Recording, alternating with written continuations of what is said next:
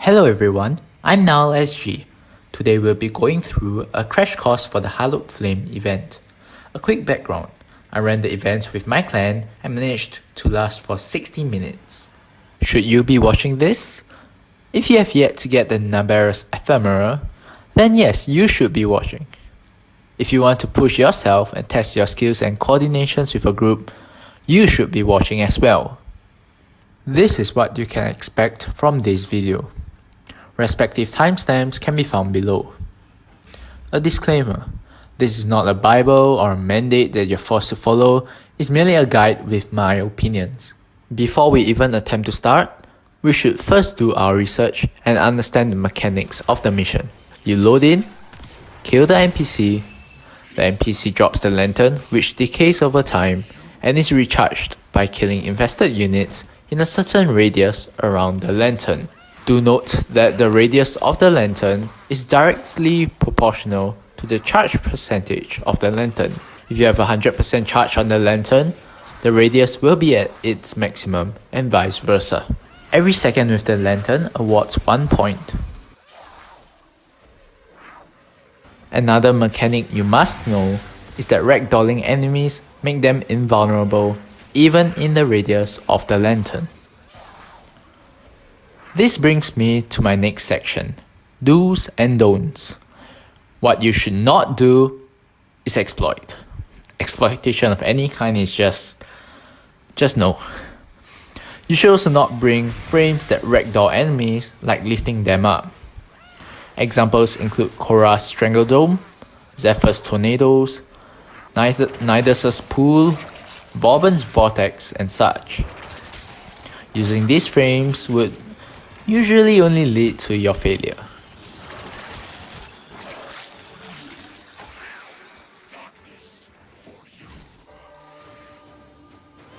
What you should do is stay focused, take deep breaths and relax. Panicking will only make things worse. You should also consider playing solo if you just want to get the ephemera and get out. Having random pups join you simply adds more variables which may hasten your failure. If you want to attempt an endurance run, then you should be playing in a squad. For both solo play and team play, I will talk about Warframes, weapons, auras, and focus schools. My recommended method in solo play is simply spin to win with your favorite melee weapon, while you still can before update 26 destroys it. I know I'll be sad when it's gone. It's the most straightforward and least worrying. You can kill while traveling fast, which is why I really enjoy using spin to win in my gameplay. However, spin to win is not the most viable if you want an endurance run, which I did not utilize as well in my run. If you don't have a spin to win weapon, then I recommend using a melee weapon with a good stance that can help you jump around, like Temple Royale per se, or you can use other methods that I'll be suggesting after this. The best frame to use with solo play spin to win is hands down a Speed Nova. Enemies rush to you and beg you to blend them to death, keeping your lantern very satisfied. Speed Nova can also enjoy a 90% damage reduction with her first ability. Another alternative you can consider is Wisp. You can have both survivability and speed at the same time. However, make sure that when you're using Wisp, do not use her shock mode unless necessary, as it may stagger invulnerable enemies. If you somehow don't have a spin to win weapon or dislike using it, you can rely on frame abilities. We run frames that can nuke 360 degrees with constant DPS. You should consider Gara stacking a shield, Revenant's 4th ability, Ember and Mesa also comes to mind. However, you should avoid Siren as she is very ineffective. Her spore does not spread to invulnerable units, meaning you can only apply spore to units within the radius of the lantern. Her 4th ability also staggers invulnerable units outside the lantern, which slows them down and speeds up your failure. Another frame to avoid is Equinox, since her maim staggers invulnerable units as well. For auras, it is recommended to use enemy radar to make life easier when you want to find enemies to recharge the lantern. For focus schools, I have two recommendations, which you can pick based on your own preference and arsenal.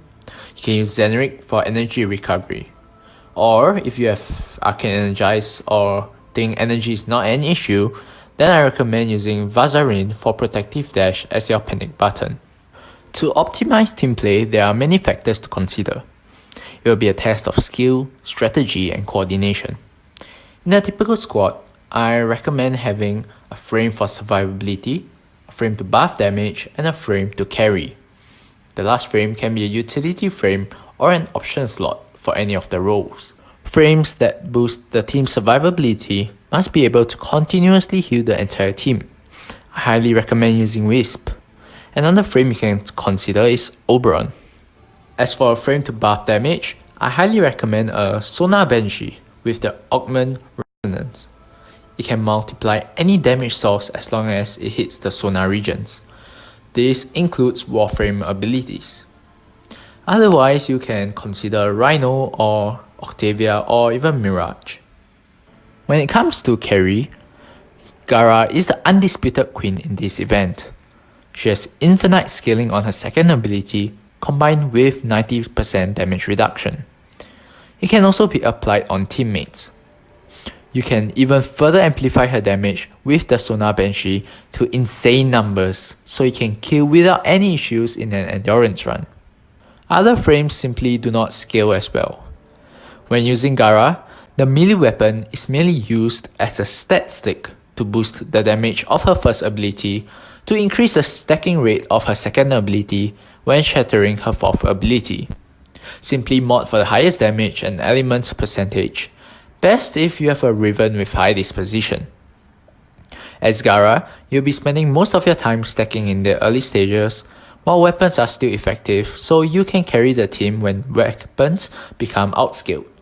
At the end of my run, I had about 14 million damage stacked on my second ability. I recommend using a Jhin with the Reawakening mod. A Sentinel greatly boosts the output of Gara as well, since you can use your second ability on it, and it hovers above you. Essentially, it doubles your output. To apply the shield on your Sentinel, simply slide in a direction and face the opposite direction to cast your ability on the Sentinel before it hovers above you. A Jhin is also recommended for every endurance or arbitration run because of the Reawakening mod. The last utility slot, I recommend using a Speed VAR or whatever you want to use if you feel adventurous. In my run, my squad had a Wisp, Sonar Banshee, and a Speed VAR with me playing as Gara. I highly recommend dropping the lantern and camping just like a mobile defense. We employed this strategy until we hit more than 20 minutes, which I then held the lantern as Gara and blend enemies to their death without moving around too much. Honestly, primaries and secondaries won't matter much if you're going for an endurance run. The important weapon is the melee, which I have to recommend the Zenistar. Unfortunately, due to its unique mechanic, there is nothing that has the same effect. You can try to use a spin to win weapon instead. Everyone except Gara should be using the Zenistar. 2 Zenistars should mod for gas for the highest damage output possible. 1 Zenistar should be modded for viral to half the HP of the infested units. It makes camping very much easier in the beginning stages and less of a worry. Auras are flexible. My recommendation is having at least one enemy radar for quality of life. For focus schools, you want a mix of Xeneric and Vazarin. In my run, we had 2 Xeneric and 2 Vazarin users. However, I would think having only one Xeneric works fine as well. Vazarin is especially important in an endurance run to prevent possible instant death from toxic gas clouds. I was testing out Mega's anomaly, and guess what? It does work. I would presume Void Singularity on Xeneric would work as well. I also want to surprise you with a very simple tip. Plan ahead. Charge your lantern before moving to the next area. Don't simply just run off charging to the next area with a 50% lantern expecting it to survive the 5 seconds you take to travel. Also keep in mind, the pumpkins can be exploded to fuel the lantern as well. It can be very handy when transitioning to different rooms. That's all for me in this video. I hope this video has benefited you in the slightest manner. Have a good day, and most importantly, enjoy yourself. Thank you for your time. If you found this video helpful, like, favorite, share, and subscribe. I'll also be looking forward to reading your comments. Bye bye!